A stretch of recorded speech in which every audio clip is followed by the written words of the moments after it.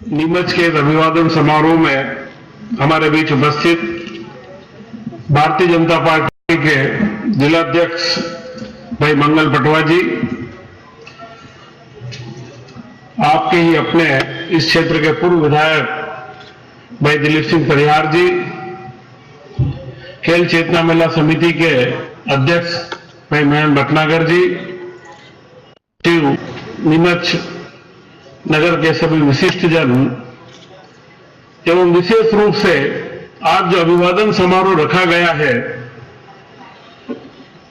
वे सभी खेल संयोजक जो 12-13 खेलों को यहां पर 3 दिन मैदान में 4 दिन में करवाते हैं, वे सभी खेल संयोजक बंधु, उनके साथी जो इन खेलों को एक निष्पक्षता के साथ में पूरा करवाते हैं, आज वे सब, मैं निश्चित मानता हूं कि यह जो इतने बड़े बड़े काम हम लोग करते हैं, इनमें जब तक एक समाज की सक्रिय भागीदारी नहीं जुड़ती है, तब तक वे काम किसी अपने निश्चित मुकाम पर नहीं पहुंचते हैं। अभी भाई मंगल पटवा जी भारतीय जनता पार्टी के जिलाध्यक्ष होने के नाते या मेरे से व्यक्तिगत मित्रता के नाते एक धन्यवाद का भाव उनके मन में आया, परंतु मैं निश्चित मानता हूं कि यह आज की सभा अभिवादन करने के लिए उन कार्यकर्ताओं का कि जो ऐसे विचार को जमीन पर उतारते हैं, तो मेरा धन्यवाद या मेरा अभिनंदन तो उसी दिन हो गया कि जिस दिन पहला खेल मेला नीमच में चालू हुआ। पूरा 8 साल हो गए। एक व्यक्ति अपना विचार बनाता है और वो विचार अगर जमीन पर उतर जाए, उससे बड़ी बात कोई दुनिया में नहीं होती है। इस दुनिया में कई विचार आए, कई तरीके के विचारकों ने बड़े बड़े विचार रखे, परंतु विचार जमीन पर नहीं उतर पाए, और जमीन पर उतर भी गए तो लगातार नहीं चल पाया। नीमच में नयन जी और भूपेन जी और इनकी पूरी टीम और यहाँ के सारे खेल संयोजक बंधुओं ने आज 7-8 साल तक लगातार और एक ऐसा काम कि जिसमें कोई स्कूली स्तर के खेल करवाना, आप सब यहाँ प्रबुद्ध दिन बैठे हैं, निश्चित तौर पर स्कूली स्तर या अंतर विद्यालयीन नगर की प्रतियोगिता के अंदर कोई बहुत बड़ा आजकल जो खेलों के अंदर एक अट्रैक्शन बना है, वो अंतर्राष्ट्रीय खिलाड़ी आए, अंतर्राष्ट्रीय खिलाड़ी या कोई राष्ट्रीय स्तर की प्रतियोगिता हो, कोई राज्य स्तर की प्रतियोगिता हो, कोई नामी खिलाड़ी आए, उसमें पुरस्कार बटे, उस तरीके के कार्यक्रम होते हैं। परंतु हमारे ही क्षेत्र के बच्चे खेले और उनको खेल अंतर्राष्ट्रीय नियमों से खिलवाना और उसके बारे में बराबर मेहनत करना और निष्पक्षता से खेल करवाना, क्योंकि जिस स्कूल से हमारे प्रशिक्षक जुड़े रहते हैं, कहीं न कहीं झुकाव होता है। हम 15 जगह खेल मेले करवा रहे हैं, तो यह निश्चित तौर पर एक बड़ा निरस्ता का काम रहता है, परंतु इस काम को जिस तरीके से अंजाम दिया गया, मैं निश्चित मानता हूं, मैं मंगल जी से कहना चाहूंगा कि मेरा तो धन्यवाद और अभिवादन उसी दिन हो गया कि मेरे विचार को इस तरीके से यहां पर नीचे उतारा गया। और आज अभी एक बात दिलीप जी ने कही थी, हमारे वर्तमान सरकार व भैया जी जोशी नीमच आए थे खेल मेले के उद्घाटन में। वो उद्घाटन में आए, एक बार मेरे से उन्होंने पेम्पलेट देखा था और रुचि जाहिर करी। उद्घाटन में आए, उद्घाटन में आने के पश्चात वो मैदान के अंदर गए तो उनको 1 घंटे रुकना था, परंतु 4-6 घंटे रुके। तो उन्होंने पूरे मैदानों को देखा और मैदानों को देखने के बाद कहा कि वाकई में आज देश को आवश्यकता इस तरीके के बच्चों के स्वास्थ्य के लिए, वो बच्चों को खेलना आवश्यक है। मैंने उन्हें खेल मेले के बारे में बताया, आप सब बंधु जानते हैं। मैंने उनसे यही कहा कि हमारा इसका मूल मुख्य उद्देश्य यह है कि मास बेस्ड गेम हो, जिसके अंदर ज्यादा से ज्यादा खिलाड़ी आए, संख्या ज्यादा आए, कि जाए चाहे वे हारे जीते, परंतु खेल के साथ में जुड़े। और इस भावना में जो मेला शब्द जोड़ा है, उसका कारण ही एक है, जो धार्मिक मेला होता है। आप लगातार देखें, जिन मंदिरों के ऊपर धार्मिक मेले होते हैं, मेले में कोई धर्म की भावना का इतना प्रचार नहीं होता है। धर्म के अंदर मेलों पे सिर्फ धर्म से जुड़ने की बात होती है कि एक बार व्यक्ति धार्मिक मंदिरों के मेलों में जाए, मनोरंजन का साधन भी हो, परंतु एक बार धर्म के साथ में जुड़े। इसीलिए हमने परिकल्पना करी कि एक बार बच्चों को खेल के साथ जोड़ना कैसे, मैदान पर कैसे लाना और ज्यादा से ज्यादा संख्या में मैदान पर बच्चों को कैसे लाना, उसके लिए हमने ये पूरा का पूरा जो फॉर्मेट प्रतियोगिता का बनाया है। और ये जब मैंने उन्हें बताया तब उन्हें इसका बड़ा पसंद आया। और उसके बाद क्रीड़ा भारती नाम की एक संस्था महाराष्ट्र में 2-4 जिलों में चलती थी। उस संस्था को उन्होंने अखिल भारतीय स्वरूप दिया और मेरा सौभाग्य है कि राष्ट्रीय स्वयंसेवक संघ जैसे इतने बड़ा ऑर्गेनाइजेशन ने इस पूरे महत्व को, मेरे काम के महत्व को समझ के मुझे उस संस्था की गवर्निंग काउंसिल में डाला और उसके मुख्य उद्देश्यों के अंदर डाला कि पूरे प्रदेश में जहां भी होगा खेल मेले के तरीके के आयोजन किए जाएंगे। और मैं ऐसा मानता हूं कि यह नीमच वासियों के लिए भी बड़े गौरव की बात है कि किसी अखिल भारतीय संस्था ने उस काम को सराहा है जो यहां से प्रारंभ हुआ, यहां से देखा गया। और अभी पिछले वर्ष ही उनका क्रीड़ा भारती का राष्ट्रीय अधिवेशन हमने 3 साल हुए थे, पहला अधिवेशन, प्रथम अधिवेशन रतलाम में आयोजित करा। 22 प्रांतों के अंदर उसका गठन हो चुका है और करीब 650 जिलों में उसका गठन होने के बाद वहां के सारे जो खेल से संबंधित खिलाड़ी आए थे और रांची, बिहार और उड़ीसा व उत्तराखंड में खेल मेले के मुकाबले में वो खेल मेला आयोजन करने की योजना बना रहे हैं। तो मैं निश्चित मानता हूं कि यह सारे कार्य उन सब लोगों के कारण ही संभव होते हैं कि जो हमारे साथ जुड़ते हैं, क्योंकि आर्थिक रूप से समृद्धि होना, आर्थिक समृद्धि या पैसे लगा करके खेल करवाना, वह एक समाज की धारा नहीं बनते हैं। समाज की धारा बनती है कार्यकर्ताओं से, जो हमारे साथी काम करते हैं, और ये अभिवादन उन्हीं साथियों का है। और निश्चित तौर पे आपने अभी एक फिल्म भी देखी, मेरा जीवन व्रत भी था, उसमें फाउंडेशन के काम भी थे। और निश्चित बात यह थी कि यह पूरा क्रम हमने दर्शन के रूप में स्वीकार करा है। अहिंसा क्रांति योजना, गरीबी की बात, मैंने काफी अध्ययन करा कि गरीबी का इस देश में 60 सालों से क्यों हम पीछा नहीं छुड़ा पा रहे। राजनीतिक कारण कई होंगे, मैं राजनीतिक भाषण में नहीं जाऊंगा, क्योंकि खेल मेला या मेरे सामाजिक कार्यों में मैं राजनीति से बड़ा दूर रहता हूं। अभी जीरन के अंदर भी वहां के नगर पंचायत के अध्यक्ष जो कांग्रेस के हैं, वे कार्यक्रम के अंदर उपस्थित थे। यहाँ पर भी हमने जब मौका आया सब लोगों को निमंत्रण देने का प्रयास करा। और भी जगह पर जहां पर दूसरे हमारे बंधु और अगर दूसरे राजनीतिक विचारधारा के हैं तो हम उन्हें निमंत्रित करते हैं, क्योंकि कहीं न कहीं आज समाज में आवश्यकता है। एक बहुत बड़ा संकट समाज के सामने है। मैं औद्योगिक क्षेत्र में भी रहा, सामाजिक क्षेत्र में, धार्मिक क्षेत्र में, राजनीतिक क्षेत्र में, आज पूरे समाज के सामने एक संकट है। वह संकट है विश्वास का संकट।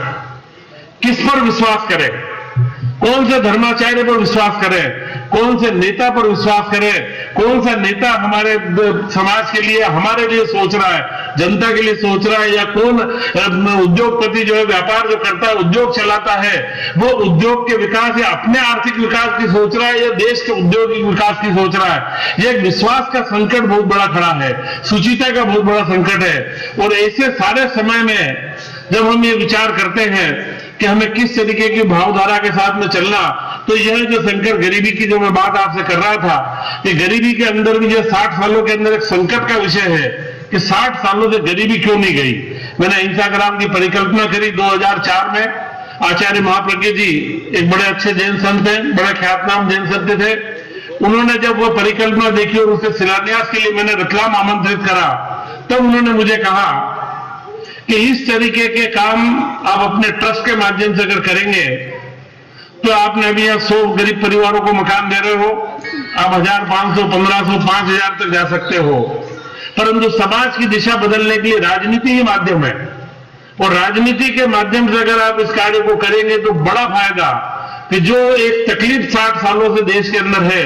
और मैं आपसे निश्चित कह सकता हूं कि आज जितनी बड़ी अर्थव्यवस्था भारत की हो गई है, जितने रुपए का लेन देन भारत के अंदर हो रहा है, और जितने रुपए टैक्स के रूप में हमारे सरकारों को, केंद्र की सरकार को, राज्य सरकार को, स्थानीय शासन को जितना रुपया प्राप्त हो रहा है, उस रुपए के अंदर इस देश में कोई गरीब रहे, मूलभूत समस्याओं से वंचित रहे, इसके लिए कोई जगह नहीं है और कोई कमी नहीं है। कमी है तो उस योजना की कमी है कि किस तरीके से हम दें। और यही मैंने कल्पना अहिंसा ग्राम के माध्यम से 2004 में करी थी, क्योंकि गरीबी सिर्फ अगर हम योजना बनाए किसी को 5 लाख या 10 लाख आप दे दे तो गरीबी दूर नहीं हो सकती है। एक झोपड़पट्टी में रहने वाला व्यक्ति अगर वहां पर उसके 10 लाख रुपए भी है तो भी वो जो वातावरण वहां का रहता है, उनके बच्चों के मन मस्तिष्क पर असर करता है।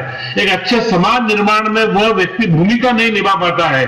और इसका एक उदाहरण था बद्दावर में, जो हमारा स्कूल हम चलाते हैं, हमने पहले 10 साल 15 साल पहले 25-30 बच्चों को वहां पर स्कॉलरशिप दी उनको बस का भाड़ा भी दिया, कपड़े दिए कि जो हमारे दूसरे बच्चे आते हैं उनके बराबरी में वो रहे।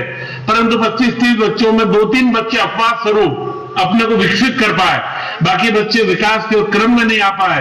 फिर उनके परिवारों के अंदर में गया, मैंने देखा कि क्यों हमने इन बच्चों को जब एडॉप्ट करके हम चला रहे हैं तो क्यों विकास नहीं हो रहा है। परंतु जब हमने देखा कि 6 घंटे स्कूल में हम अच्छी अध्ययन या अच्छी शिक्षा देते हैं, इसके बाद उसी वातावरण में जाते हैं और 18 घंटे उस वातावरण में रहते हैं, तो उसका असर उनके दिमाग पर होता है।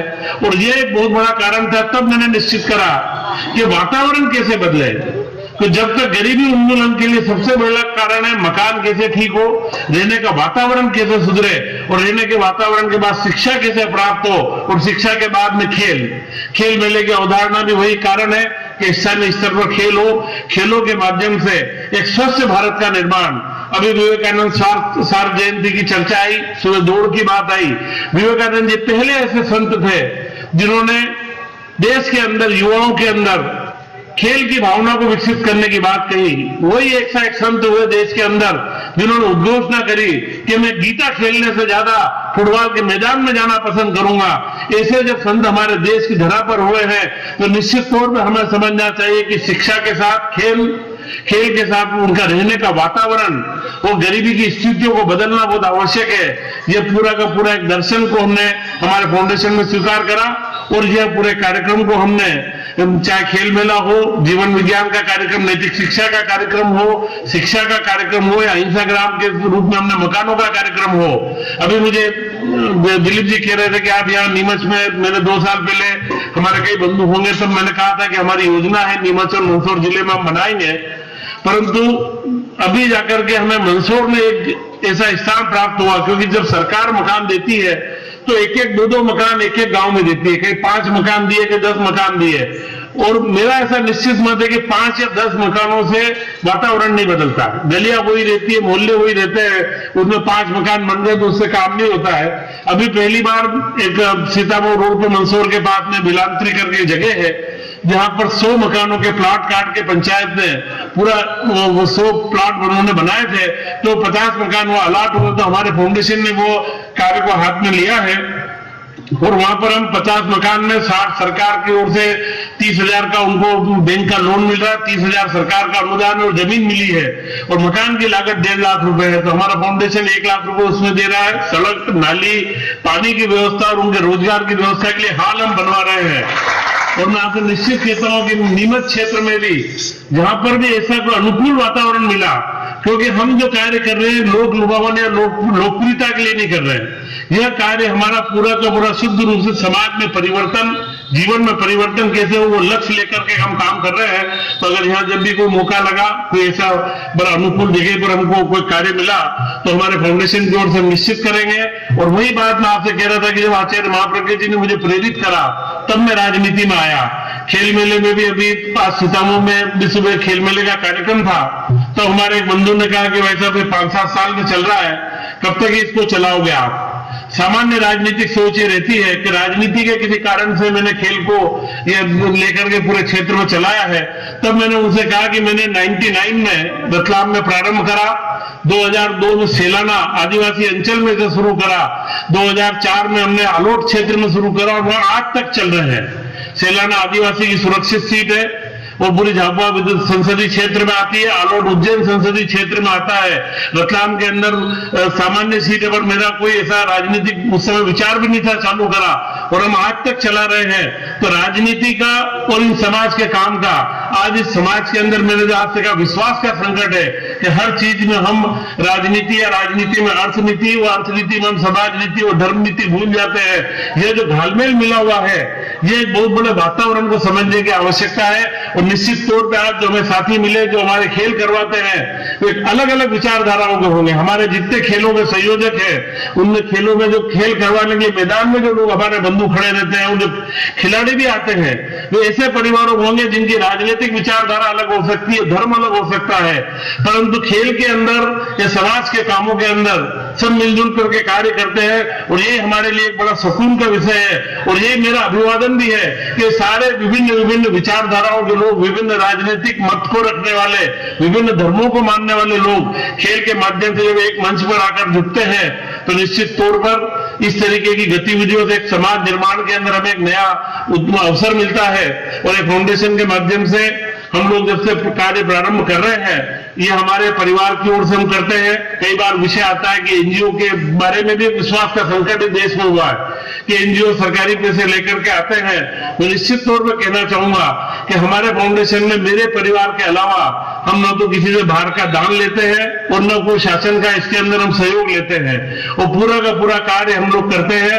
और यह निश्चित तौर पर आप सब लोगों के लिए प्रेरणा का कारण बने, वो आप लोगों का यही आशीर्वाद बना रहे कि समाज के निर्माण में, राष्ट्र के निर्माण में जो हम परिकल्पना करते हैं, और राष्ट्र का निर्माण तभी होगा कि जब भारत के बच्चों का भविष्य सुरक्षित होगा, बच्चे स्वस्थ बनेंगे, बच्चे खेल के माध्यम से, शिक्षा के माध्यम से, उनके रहने के वातावरण के माध्यम से, तब जाकर के हम भारत को, युवा भारत की हम लाख बात करते हैं, परंतु भारत को अगर हमको देश का, विश्व का सर्वोच्च नंबर देना है, विश्व का गौरव हासिल करवाना है, तो यहाँ के समाज के निर्माण में पहली भूमिका हमें निभाना पड़ेगी।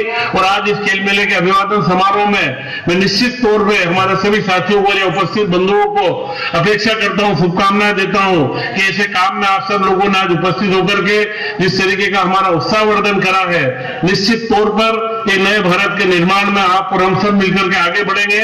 इन्हीं शुभकामनाओं के साथ जय हिंद, जय भारत।